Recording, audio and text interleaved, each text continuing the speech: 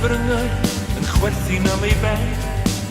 Papurau newydd yn tywall neu sen. Doedd dim i'w wneud i unrhyw fath ag o. Rhaid oedd rhoi'r gwlad gardd yn do. Roedd na dan y llosgi neu fol.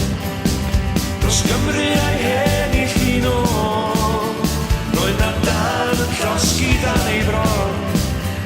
Dros ei wlad a'r hydyd hon.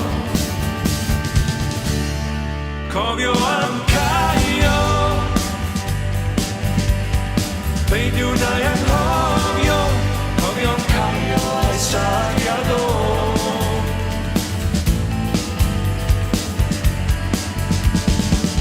Ni fedrai gytuno am llwyr a'i ddillai. Ond hyd heddiw dwi'n cael ei glywed ei le. Dwi'n gwybod bod eiriau yn berffaith iawn yn awr. Rhaid y sais dim gwrandos nad oes cyrff ar y llawr. Wyna dan yn llosgi neu fod. Dros Gymru a'i hennill un o.